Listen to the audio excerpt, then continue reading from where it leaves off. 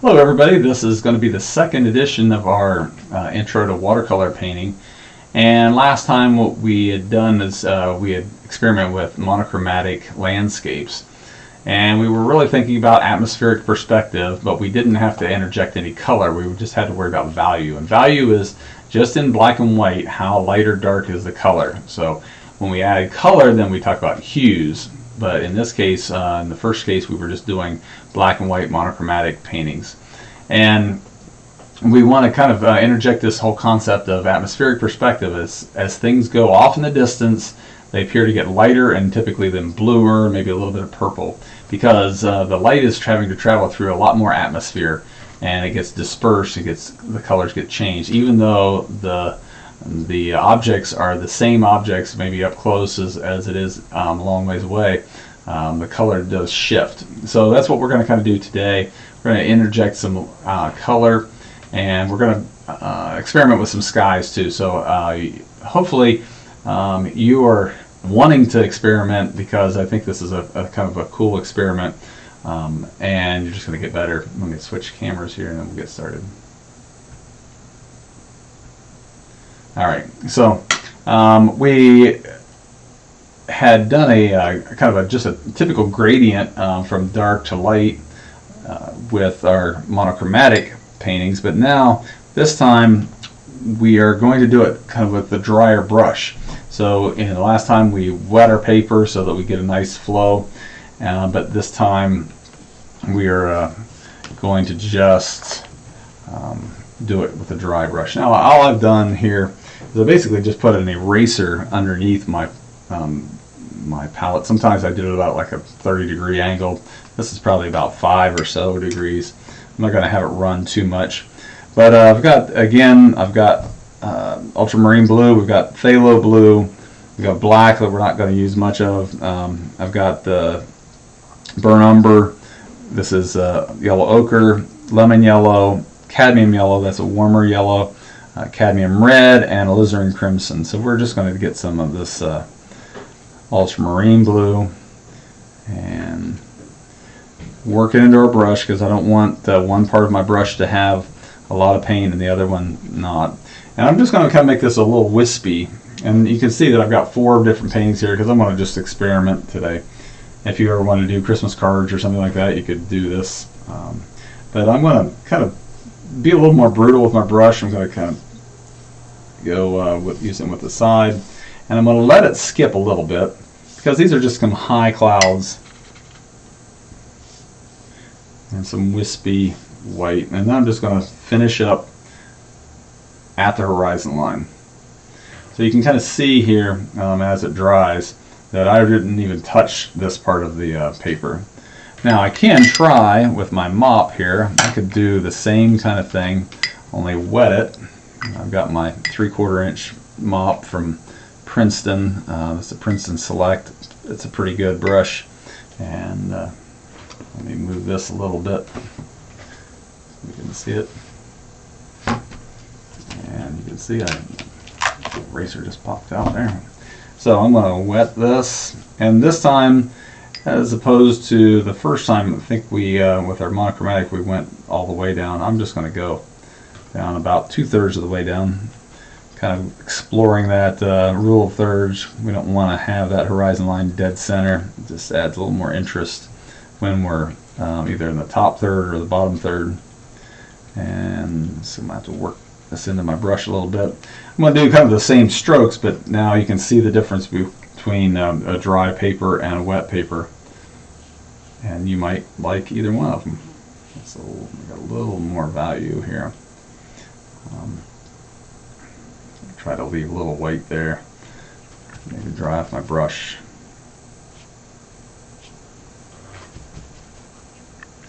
And the lighting is not conducive until that dries. We'll be able to see that. So what I'd like you to do here on the next one, get my camera to see it, is going to do the same kind of thing, but just going to add a little bit, interject a little bit of color. Maybe it's getting closer to dusk, but I'm not going to get too crazy. I want it to remain cool, so I'm going to put a little bit of purple in it. I'm just going to kind of interject that a little bit later here, and basically ultramarine blue. Maybe I'll sweep it the other way this time. And it's kind of happy accidents. We're going to see those little white things pop through. Maybe I'm going to add a little bit of alizarin crimson so it has a little bit of purple to it. I can bring that purple on down to the bottom. I could even come back from the top here. Okay, so you can experiment there. And then I'd like you to try one more, and it's just going to be a pale one. We're not going to make this big rainbow here, but I'm going to go back to my my mop brush. I'm going to wet it just a little bit. And this make like a pale kind of early morning kind of picture. And I'm going to use this lemon yellow. There was a little bit of green in there, so I'm just going to kind of wet that and clean that off so I didn't get a yellow tint. But I'm going to get a yellow tint anyway, or I mean a green tint anyway a little bit, because I'm going to have a blue sky. But I'm going to kind of do this backwards, and you can do this either way, but I'm going to start with the bottom at the horizon line. I'm going to come work my way up. And then I get back to this blue. It's ultramarine blue. I want it to be pale, and it's always going to dry lighter than what it is even now, so I'm pretty safe. I'm going to go blue, and then right where they meet, I'm just going to kind of go over maybe one time and let it blend. So maybe even the second time. That's the thing. We can just experiment. So it's still yellow, but you know, in front of me, that blue and the yellow is obviously going to make green. So it's going to start to kind of pale, have a little bit of a pale green, but really that's what happens in the sky. You know, in that real early morning, the sun is just about to peak up. It's not a real red sky, it's just getting started, and we'll go from there. So now this one's almost dry, and so we're going to work on this while that one dries. I'll pull this down so you can see it. I think this is the most efficient way, is just have multiple ones. And then if it becomes what I always said, it was kind of frisbee art, you just like and then throw it like a frisbee. That's going to happen because this is so kind of spontaneous kind of proposition we're doing here. So I'm going to take the alizarin crimson, and no, not alizarin crimson, I'm sorry. This is ultramarine blue, and then I want to make some green, and I don't want to use this green. I want to teach you how to do it the other way. So we're going to still make it cool, because cool colors now also recede. So we've got light value recedes, blue and purple, or just a purple tinge recede, and also cool color. So that blue and purple are kind of cool. So I'm going to take some yellow here and mix it in with my ultramarine. We got this kind of pale blue-green now. And I might even add a little bit of alizarin crimson. So I'm using really the three primary colors, blue, red, and yellow. But what's happening is, you know, I've made this green. I made a stronger green with the blue and yellow. But if I take some red, then red is really the opposite of green, and that's going to gray it down. So you can kind of see here, hopefully, that's kind of a grayish green color. And that's okay. We're just going to make sure that that's pretty thin. And I'm going to put some hills back here like we did before, and just some rolling hills. Now this paper is dry, so it could potentially get a little streaky if I'm not careful. But we want to protect those values. We want to get really pretty light. And I could even take a clean brush and kind of fade that out so that my next hills won't have a line that I have to contend with. So I'd like you just to practice that. Now, there's no big deal here. We can change and maybe make this a little more pure green instead of not adding much red. Still a little too green. I think I kind of like a little more purple. I mean blue. Boy, I'm myself mixed up here. And I want this to be pretty watered down because I want this to be pretty light. And we can, this is a little bit, I don't know if you're going to be able to see it on the screen, but a little bit more pure color. This is a much more grayish color. But when I say gray, I didn't use any black. So I'm using the complementary colors, and it's going to be of a richer color than if I add black. That black is really going to dull things down. This one might be a little different. This is got a little red tinge, so maybe that's right at dawn or right at getting at dusk. So maybe I'll stay more purple in this one. And notice I don't really clean out my palette very often here, and because that's going to just give me color harmony because I've got all these colors kind of mixing together. I'm going to stay pretty purple here, but it's going to be a light purple. So add some. And so you can bend the color around a little bit. That was pretty strong. I think I would have really liked that to have been a lot lighter.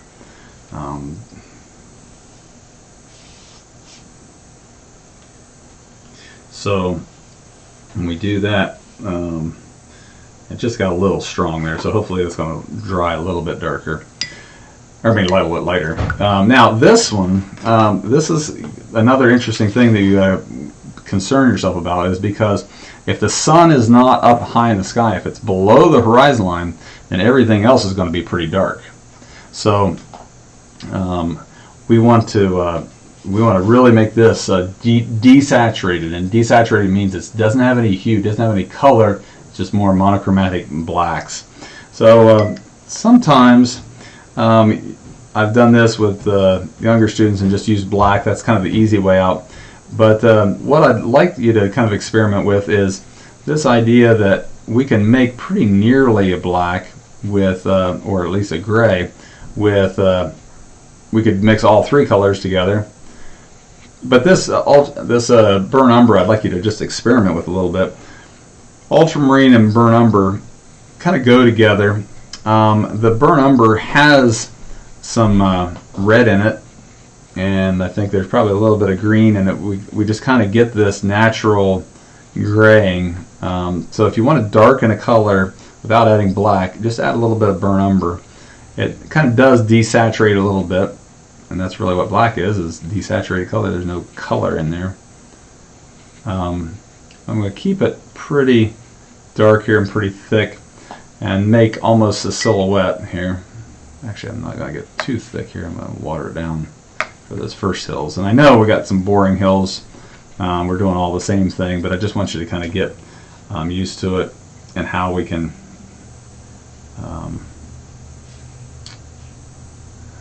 kind of have variations off of the same thing.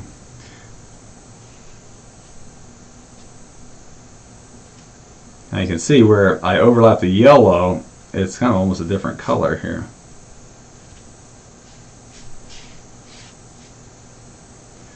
So it's going to be kind of a grayish color. Now we'll come back up here, let that dry a little bit.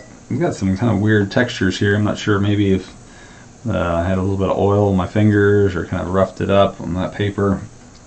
But we'll come back up here, and remember we made this out of blue and yellow. Primarily it was green, and then we add a little bit of red to dull it down and gray it down. But so this time, I'm not going to add any red to it. Just have more of a pure green.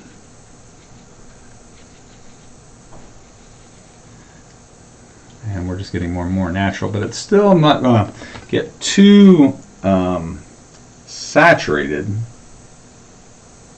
It's kind of saturated more than I would like. That's a much more pure color.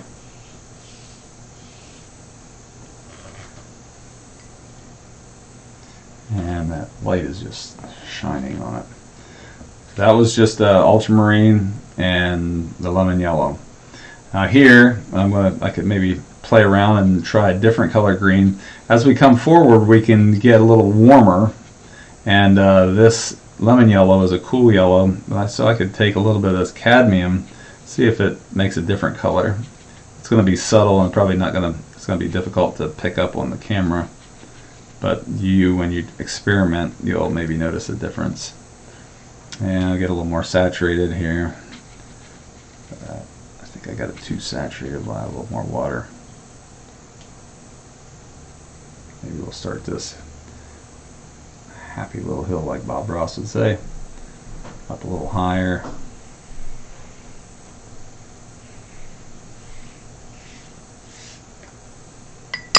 Maybe feather that down, clean out the brush a little bit.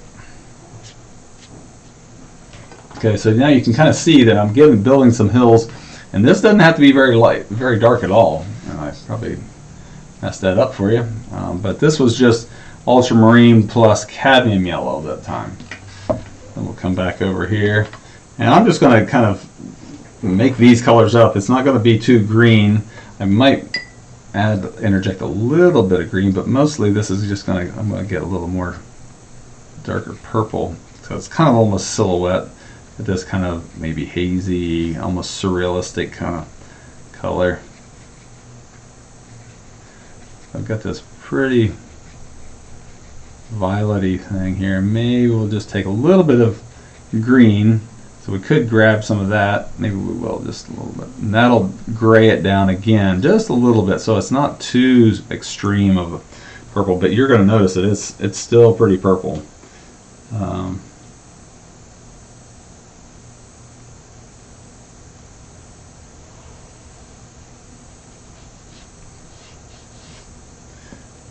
And we'll feather that out too.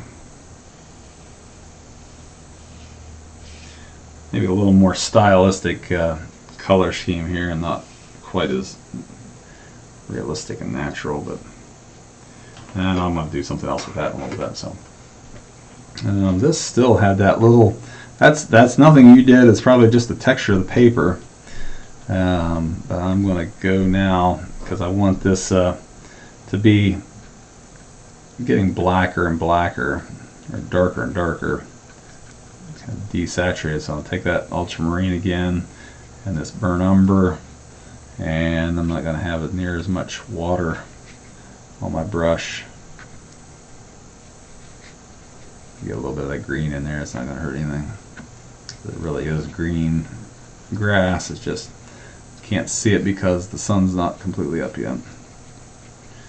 This is going to be pretty strong. I still, in my next set of videos, I'm going to talk about trees, so I want to be able to protect this a little bit so that I don't get too dark, so I still can put some silhouetted trees in here.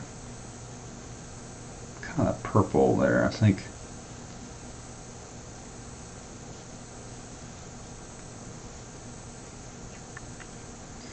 Let's just build that up. So, you know, if you're still working, you can come up here,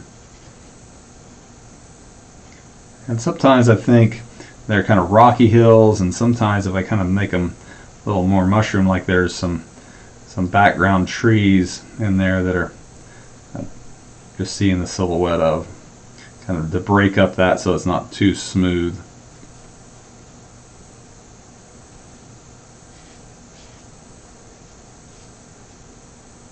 Okay, now I'm going to finish this one, and then I'll come back up here because I like that wet. I'm going to take some of that same color, maybe a little bit more intense, so a little less water, more paint, more pigment.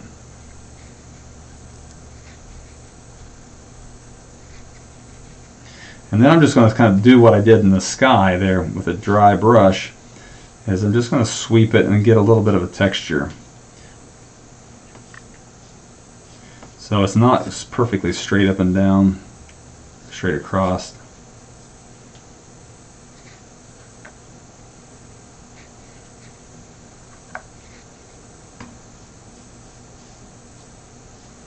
And I don't know what that's going to be later on, but I can leave that little wispiness. And I'm just going to do that same concept with all of these. Only I'm going to do it in the colors that I'd kind of working with. So this is, I'm going to do this one here.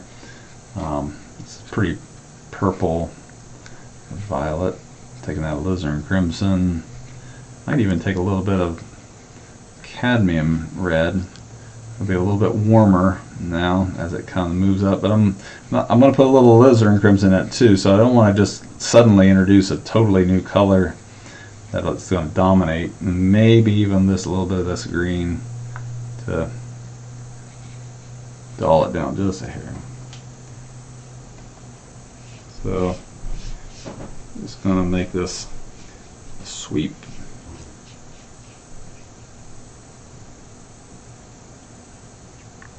And we'll add a little more texture, like there's some bushes or trees, maybe these are background ones. And I'm going to leave this a little bit splotchy, but maybe there's a tree here that kind of popped its head up a little bit. It could have been a pine tree. If I was going to do a pine tree, I would a little bit more like this. And kind of do a pine tree. I'm kind of flicking out. It looks like just a mess, but then I'm kind of flicking out from the center, leaving some of these little gaps where the sun's kind of shining through, or the atmosphere is showing through. And you can put these kind of grouped together. Don't have to put a lot of detail in because they're pretty far away. You can vary the size a little bit. It's almost just like a little bunch of squiggles. But then it can look like little pine trees here. So I'm going to do that.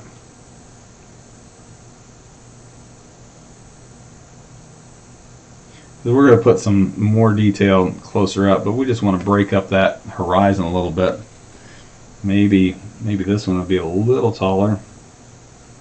Again, I'm kind of flicking out from the center, not putting any real detail. Just want to break up that horizon line, give a little bit of depth. So now these are in front of these hills, and it just helps build that illusion of depth.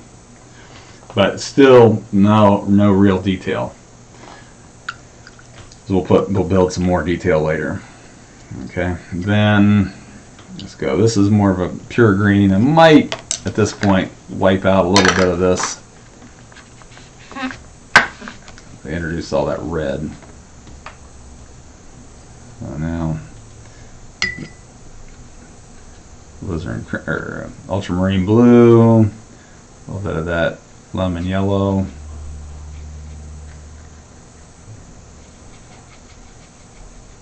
And it's just going to be a stronger color. So I know we can do all different kinds of hills and landscapes stuff, but I thought this is just another way. If I want to take it slow so that you really get it, because I think you're not going to enjoy it if you're not really pleased with the results. So we just practice these kind of hills until we get that mastered, but we're interjecting some new things every once in a while. This time I'm just going to kind of dab it, see if I get a little different texture. Maybe there's some hills, and I might even interject some other color, so maybe a little bit stronger yellow in a few spots, and maybe we'll put a stronger yellow here, and then some stronger blue.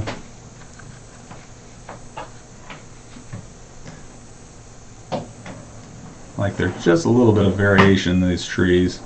And then I can just pull that out again, creating a little horizon line. And I can even variegate that,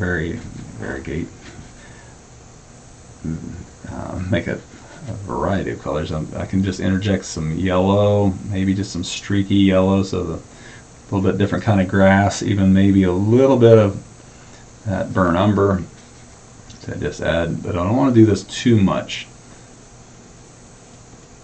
These are again just some faraway hills, and I'm sorry I screwed up. I didn't have it in frame. So I just taken some kind of yellow green and a little bit of blue green and just some more straight green, and just kind of dabbed with my pencil or brush this way. And these other ones I kind of just did a little squigglies, but here I'm just kind of dabbing. And it just kind of gives you, just where it puddles, it just kind of makes darker sides of the trees and such. And then I just made some diagonal lines here, and I'm going to do that basic same technique here.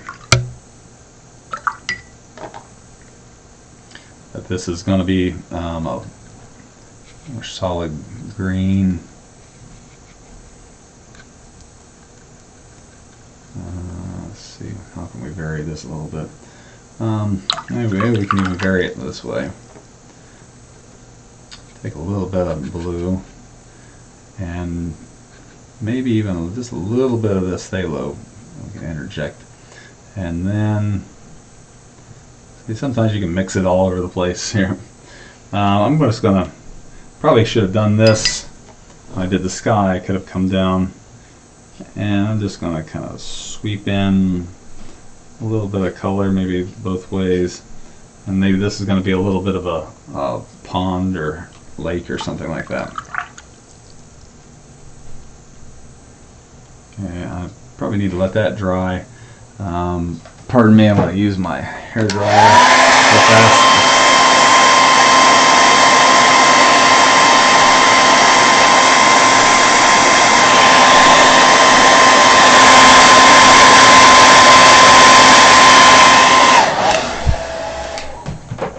Alright, so it's kind of dry now. Now we can get a little darker green, get some blue, yellow, and we're going to have this a little more saturated, so we're not going to have as much water. I kind of like this. It's a different shade of green. This is a little more blue. This is a little more warm. So I'm going to add a little bit of that cadmium. And there's really no right or wrong there. You just find a good green that you like. Let's see, a little more blue. There we go. And then I'll just build in some hills here that go right into the, like maybe some little outcroppings of ground here. The pond or lake doesn't go all the way, but I'm going to maybe darken this up so I get a little third layer, and then I'm going to make this perfectly straight, because water, nature is all over the place, but water is always level. So where that lake is going to be really pretty straight. So maybe I'll just break that edge up because there's some trees along the way away there. And then again, I can take some yellow, maybe a little bit of both this yellow, and kind of change it up and just make it a little more splotchy, different colors. Maybe add a little bit of brown because the grass has changed a little bit. We could break it up. There's some weeds that are kind of sticking up there.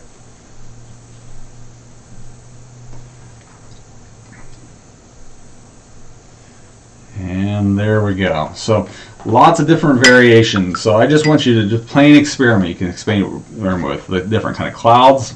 So we had clouds that were dry brushed. We had more of a traditional wet wash here, but I still left some little spots here. There's some little clouds, some kind of wispy clouds. These are not big cumulus clouds.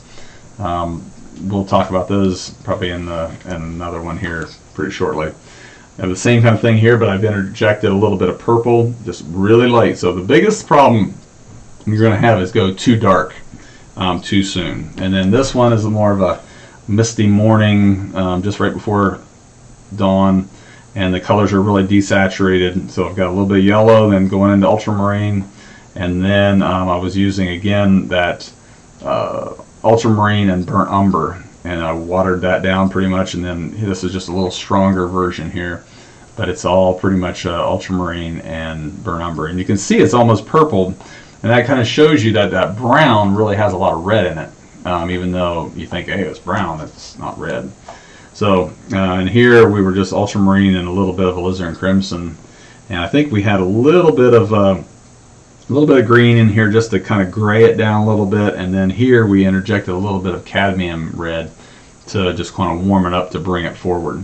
So we're going to leave these here. That's going to be the first installment, and then we'll practice some trees like some coniferous and some deciduous trees, and we'll kind of experiment that way. So but the key is experiment. You trash one, put another one down there, tape it on, practice some more. Okay? All right. We will see what you do. Thanks.